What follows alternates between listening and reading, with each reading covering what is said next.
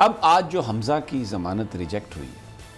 بہت سارے لوگ یہ کہہ رہے ہیں کہ شہباز شریف صاحب جو بڑی تیزی سے پاکستان آنے کی بات کر رہے تھے نا، وہ ایک بریک لگی ہے، یوں چر کر کے بریک لگ گئی ہے۔ آپ سمجھتے ہیں کہ حمزہ کی جو ضمانت نہیں ہوئی اس کے بعد شہباز شریف صاحب کا آنا واقعی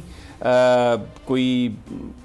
تاخیر کا شکار ہو سکتا ہے؟ دیکھیے، مجھے نہیں سمجھ آتی کہ شہباز شریف تو کہہ رہے تھے کہ میں تو اپنے بھائی صاحب کے آپریشن کے بعد، ان کے علاج کے بعد جب وہ تندرست ہو جائیں گے تب آؤں گا، اور واقعی اگر وہ آنا چاہ رہے ہیں تو اس کا مطلب وہ تندرست ہو گئے، آپریشن کی ضرورت بھی نہیں ہے۔ انہوں نے وہ بڑی سرجری کرانی ہے، وہ کون سی سرجری؟ اینجیوگرافی، ایک تار کے ذریعے ایک چیز اندر پھینکنی ہے۔ تو یہ وہ چیزیں ہیں کہ جو ان کو پولیٹیکلی، وہ تو لیڈر آف دی اپوزیشن ہے۔ اور آج جو بات اعجاز الاحسن صاحب نے کی، یہ صرف آبزرویشن نہیں، یہ قانون ہے سمیع ابراہیم، کہ ایون اگر ایک کیس کا فیصلہ بھی ہو چکا ہے، پھر بھی اگر کوئی نیا ایویڈنس آتا ہے، ایک شخص بری بھی ہو گیا ہے، پھر بھی انویسٹیگیشن دوبارہ کی جا سکتی ہے، کرمنل ٹرائل میں دوبارہ کیس کھولا جا سکتا ہے، اینڈ دیر از نو بار، کسی قسم کی ممانعت نہیں ہے کہ انویسٹیگیشن کے بعد دوبارہ یہ کوئی ان کا وہ نیب کا قانون جس میں وہ ابھی بنانا چاہ رہے ہیں کہ جی ایک تفتیش اگر کلوز ہوگی تو دوبارہ اس چیپٹر کو کھولا نہیں جائے گا۔ یہاں پہ قتل کے کیس ہیں، یہاں پہ انوسنٹ جانیں لی گئی ہیں، یہاں پہ حملہ ماؤں کو مارا گیا ہے، تو یہ جو ٹیررزم یہ کیسز ہیں، اس میں کبھی بھی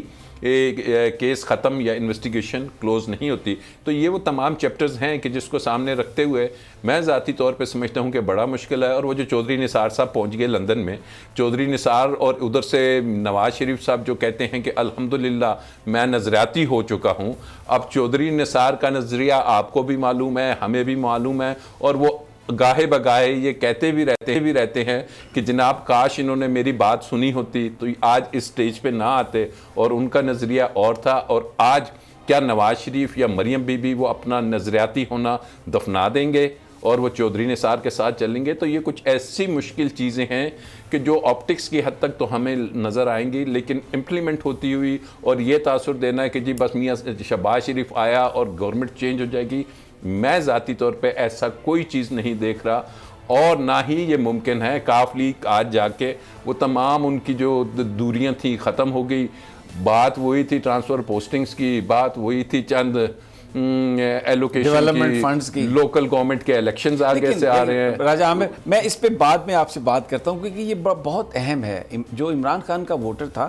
انہوں نے ایک نظریے کو ووٹ دیا، اور آج بھی وہ عمران خان پر پوری طرح اعتماد کرتے ہیں، اور عمران خان کی ذات کے حوالے سے کوئی ابھی تک سکینڈل بھی سامنے نہیں آیا۔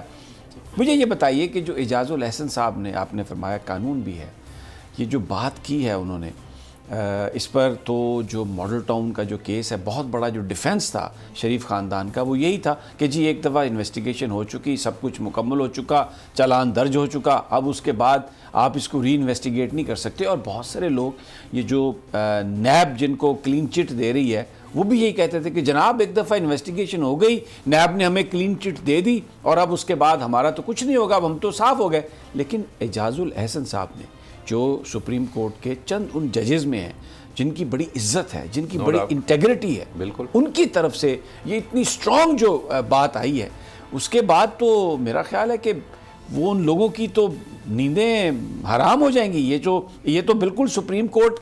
اس طرف جا رہی ہے کہ اگر کسی نے کہیں سے کوئی لانڈری سے کلین چٹ لے بھی لی ہے، کوئی سفید قمیض پہن بھی لی ہے، تو قانون نہیں چھوڑے گا اس کو۔ دیکھیے الٹیمیٹلی بالکل ایسے ہی ہونا ہے، اور یہ جو بیلیں شیلیں کچھ ہو گئی ہیں، اور یہ جب سپریم کورٹ میں آئیں گی تو سپریم کورٹ جو پیمانہ ہے ان چیزوں کا، اور جو سپریم کورٹ کی اپنی ڈیسیژنز ہیں کہ نیب کے کیسز میں بیل ہونے کے لیے صرف ہارڈ شپ کے علاوہ اور کوئی گراؤنڈ ایگزسٹ نہیں کرتا، تو وہ ضرور ان چیزوں کو دیکھیں گی۔ اور آپ نے کہا کہ عمران خان تو الیکشن ہی جیت کے اس نظریے کے تحت آیا تھا، اب عمران خان سے غلطی یہ ہوگی کہ اس نظریے کو جو سب سے بڑا نقصان پہنچا، وہ اس نظریے کو جس نے امپلیمنٹ کرنا تھا، جو ٹول تھا جو کہ اس کرپشن کو کی جڑ سے اکھاڑ کے جس نے پھینکنا تھا، وہ تھا نیب کا ادارہ۔ اور نیب کے ادارے کی وہ پرفارمنس انفارچونیٹلی نہیں رہی۔ پرفارمنس کیا؟ اس نے اس نظریے کو دفنانے کی کوشش کی کہ یہ جتنے لوگ آ رہے ہیں انہیں آپ آپٹکس کی حد تک اریسٹ کریں، انہیں آپ 99 دن کے ریمانڈ پہ رکھیں.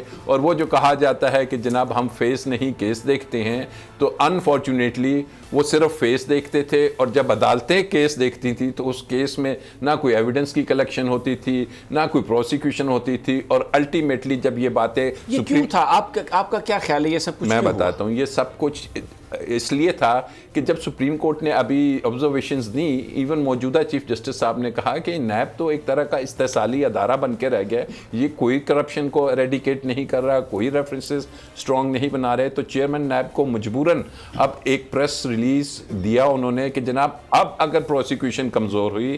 اب اگر انویسٹیگیشن کمزور ہوئی, اس آفیسر کے خلاف ایکشن لوں گا. اٹ مینس کہ یہ ایڈمٹ کر رہے ہیں کہ ہماری انویسٹیگیشن میں بھی فلا ہے, ہماری پروسیکیوشن میں بھی ہے. اور یہ ہوا کیوں ہونے کا جو آپ کا سوال ہے اس کا جواب یہ ہے کہ نیب کے قوانین میں تو یہ بڑی ترمیم کرنے کی کوشش کر رہے ہیں, لیکن میں شروع سے کہہ رہا ہوں کہ نیب کے ادارے کو ری اسٹرکچر کرنے کی ضرورت ہے. نیب کے اندر وہ کالی بھیڑیں جو موجود ہیں, جو کہ پولیٹیکل گورنمنٹس کے دوران اپوائنٹ ہوئیں, جن کو اپوائنٹمنٹ اس لیے دیا گیا کہ آپ نے جا کے کل کو جب ہمارے کیسز آئیں گے تو آپ نے اس کو احتساب سے جتنا دور بھگانا ہے اور جتنا کمزور کرنا ہے اس کیس کو کریں گے. تو نیب کی پروسیکیوشن, نیب کی انویسٹیگیشن میں یہ فلاز تھے. تو اب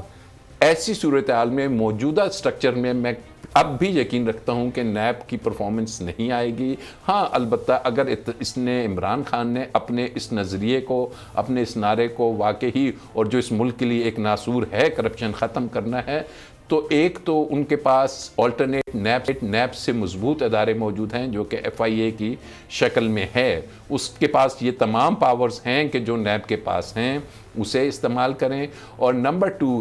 اصل ایشو تو اکانومی کا ہے, یہ اداروں کو کرنے دیں احتساب. یہ آ کے ٹی وی پہ کہ جناب آج یہ کر دیں گے, آج وہ کر دیں گے, ہم اس کو مار دیں گے, ہم اس کو اندر کر دیں گے, بزنس کمیونٹی کو یہ تاثر جانا. تو یہ خاموشی سے ادارے اپنا کام کرتے جائیں, اور آپ اپنی اکانومی اور یہ جو جس طرف اب انہوں نے رخ کیا ہے اور جو انہوں نے بات کی ہے کہ غریب آدمی کے ساتھ جو یہ مہنگائی کا جن ہے اسے ہم نے ہر حال میں قابو کرنا ہے. This is a very positive note of the present government. یہ جو آج کنفیشن ہے حمزہ شہباز کے وکیل کا عدالت میں, تسلیم کر لیا انہوں نے کہ جو پیسے جو بات کی جا رہی ہے اربوں روپے اکاؤنٹس میں آئے, TTs اس طرح سے یہاں سے لندن گئے پیسے, لندن سے یہاں پر واپس آئے, یہ ان کا آج اوپن کنفیشن ہے عدالت میں کہ بالکل یہ بات کی ہے جی ہم نے, لیکن یہ منی لانڈرنگ نہیں ہے. لیکن جو کیس ہے ایسٹس بیانڈ مینز کا, اگر اس میں بھی منی ٹریل نہیں ہے, یعنی وہ انکم آئی کہاں سے, یہ تو انہوں نے سورس اگر وہ نہیں بتا پائیں گے تو اس سے تو وہ بچ نہیں پاتے. اور گورنمنٹ کا ابھی یعنی میں دیکھ رہا تھا تمام چینلز پہ, میں نے وزراء کی پریس کانفرنسز بھی سنی, یہ جو ان کا اتنا بڑا ایڈمیشن تھا آج, کوئی گورنمنٹ کے کسی آدمی نے یہ بات نہیں عوام کو آ کے بتائی کہ جناب آج آپ کے وکیل نے حمزہ شہباز صاحب, نواز شریف صاحب یہ کہا عدالت میں کہ جی بالکل یہ پیسے اربوں روپے ہم نے بھیجے اور وہاں سے واپس آئے, اس کی منی ٹریل نہیں ہے. یہ تو بہت بڑا کنفیشن ہے, بڑا اعتراف ہے, جرم نہیں ہے یہ. سمیع صاحب اس کے وکیل کا قصور نہیں ہے اس میں, کیونکہ یہ جو پیسوں کی ٹرانزیکشن ہے یہ بینکنگ چینلز کے ذریعے ہوئی ہے, اور بینکنگ ٹرانزیکشن کا جو ایویڈنس ہوتا ہے اس کو آپ ڈینائی نہیں کر سکتے. آپ یہ نہیں کہہ سکتے کہ یہ اکاؤنٹ میرا نہیں ہے, آپ یہ نہیں کہہ سکتے کہ اگر بینک اور یہ TT نمبر اور یہ تمام چیزیں سوئفٹ اکاؤنٹ نمبر اگر دیا ہوا ہے اور یہ آ کے لینڈ کرتا ہے آپ کے اکاؤنٹ میں, تو آپ کبھی بھی, آپ کو یاد ہوگا کہ عزیزیہ اسٹیل مل کا جب کیس تھا تو اس میں بھی جو پیسہ آیا تھا وہ مریم بی بی اور نواز شریف, اور اس کو وہ ریبٹ نہیں کر سکے تھے, اس کو ڈینائی نہیں کر سکے تھے, تو یہ وہ ڈینائل نہیں کر پائیں گے. اور اس کے علاوہ اس میں جو اور ایویڈنس کلیکشن ہو چکی ہے, کچھ وعدہ معاف گواہ بن چکے ہیں, وہ جو ہم نے دیکھا وہ جو بوریوں میں پیسہ ان کے آفس میں آتا تھا, اب پہلا تو یہ ان کو بتانا پڑے گا جناب وہ بوریوں میں اور اربوں کے جو پیسہ ادھر سے جاتا تھا یہ کک بیکس تھی, کہاں سے آتا تھا, آپ کی کون سی ایسی ذمہ داری تھی یا کوئی انڈسٹریز تھی جہاں سے یہ پیسہ آ رہا تھا, کیونکہ وہ تو دیکھیں گے کہ یہ انڈسٹریز کب لگ رہی ہیں, اس میں پارٹنرز کون کون سے ہیں, اور یہ کیوں ایک شخص کو مل رہا ہے, اور کیا وجہ ہے کہ یہ پیسہ جس زمانے میں شہباز شریف صاحب بنتے ہیں CM اسی زمانے میں اتنا زیادہ پیسہ کا انفلکس اندر آتا ہے. اس سے پہلے اگر کاروباری تھے اباؤ اجداد سے, تو پہلے کیوں نہیں تھا یہ اتنا تمام پیسہ. لیکن لفافے پھٹ رہے ہیں اسکرین پر, اور ایسے لفافے ہیں جو بول رہے ہیں کہ یہ حکومت گئی بس جناب یہ وہ ہو گیا. اور جو بڑا اعتراض میں دیکھ رہا تھا, بہت سارے جو بڑا گلے پھاڑ پھاڑ کر بول رہے تھے فلاں کو بنا رہے ہیں جی, فلاں اس کے ساتھ تھا جی, فلاں اس کے ساتھ تھا جی, اس کو ایڈوائزر بنا رہے ہیں جی. لیکن یہ جو مال بنانے کی جو کہانی ہے, جو عدالتوں میں شریف خاندان تسلیم کر رہا ہے کہ لاکھوں اربوں روپے ہم نے لیے, وصول کیے, اکاؤنٹس میں بھیجا, واپس لے کے آئے, اس کے حوالے سے کوئی کہیں پر بات ہی نہیں ہو رہی. اصل میں دیکھیں نا, یہ جو سو کالڈ انٹلیکچوئلز ہیں جو ٹی وی پہ آ کے بیٹھ کے یہ باتیں کرتے ہیں, کبھی وہ اکانومی پہ شروع ہو جاتے ہیں کہ جی اس ملک میں دیوالیہ پن ہو رہا ہے, عمران خان نے یہ کر دیا, وہ کر دیا, فلانا کر دیا. کسی شخص نے آج تک بتایا کہ جس دن یہ گورنمنٹ آئی اس وقت جو ڈیفالٹ کی طرف یہ ملک جا رہا تھا, بتائیں کہ وہ کس نے بورنگ کی تھی, کیا وجوہات تھی, اور وہ جان بوجھ کے ایسی سچویشن چھوڑ کے گئے تھے کہ اگلی حکومت آتے ہی ری پے نہیں کر سکے گی, وہ پے بیک نہیں کر سکے گی, پیسہ نہیں دے سکے گی, اور آٹومیٹکلی دیوالیہ پن کی طرف, ڈیفالٹ کی طرف آئی ایم ایف اور ادھر چلی جائے گی. لیکن یہ انہوں نے بتایا کہ کس انداز میں اس ملک کے جو فارن ریزروز ہیں وہ عمران خان اور ہمارے جو دوست ممالک ہیں ان سے مدد لے کے آپ نے اپنے فارن ریزروز بڑھائے. کبھی میڈیا نے بتایا کہ یہ ایفرٹ تھی کہ آپ نے 3 سال کی آئل ڈیفرڈ پیمنٹس کرائی. یہ وہ سٹیپس تھے جو موجودہ حکومت نے لیے تو آپ کی اکانومی کو تھوڑا سٹیبل کیا, ملک کو پاؤں پہ کھڑا کیا. اور اس کے ساتھ ایک چیز کی طرف انہوں نے توجہ نہیں دی کہ جو اب دی ہے کہ ایک شارٹ ٹرم جو ہمارا نیچے کا طبقہ ہے جو ایک سیلریڈ ہے, یہ بات ہم شروع سے کر رہے تھے کہ ان کو آپ نے ایک شارٹ ٹرم ریلیف دینا ہے. اور اس کو ابھی جو آپ یہ سبسڈیز دے رہے ہیں, لیکن سبسڈیز کے ساتھ ساتھ یہ دیکھیں کہ اگر ایک طرف آپ ان کو سبسڈی دیتے ہیں تو ساتھ ہی ان کا اگر بجلی کا بل مہنگا ہو گیا تو وہ تو پھر اس کو کچھ ریلیف نہیں ملے گا. تو اس طبقے کے لیے آپ بجلی اور گیس میں بھی سبسڈی دیجئے اور یہاں بھی اس کو, تاکہ اس کو ریلیف ملے گا. اور میڈیا نے تو آپ کے سامنے ہے, وہ جب فضل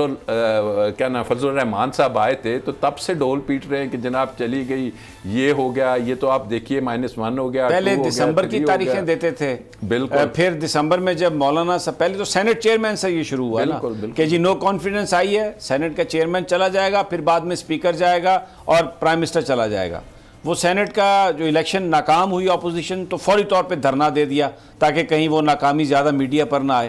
تو دھرنا فضل الرحمان کا بڑے بلند بانگ دعوے, میں کہتا ہوں کہ وہ اتنے بڑے بڑے جو دانشور ہیں اور بڑے بڑے انٹل کچول ہیں, انہوں نے پتہ نہیں کیا کچھ کہا, تاریخیں دے دیں اور ایسے ایسے پروگرام کیے.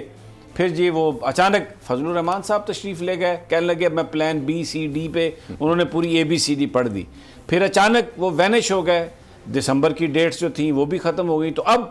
دیوانے جو ہیں, جو جن کے اندر پتہ نہیں کیا چیز بول رہی ہے, فرما رہے ہیں کہ بس یہ مارچ ہے, مارچ کے بعد تو حکومت تبدیل ہو جائے گی. لیکن اب جو حمزہ شہباز کی جس طرح سے ضمانت مسترد ہوئی ہے, اور اب لگ یہ رہا ہے کہ جو سبسکرائب کریں اور بیل دبائیں تاکہ کوئی خبر رہ نہ جائے.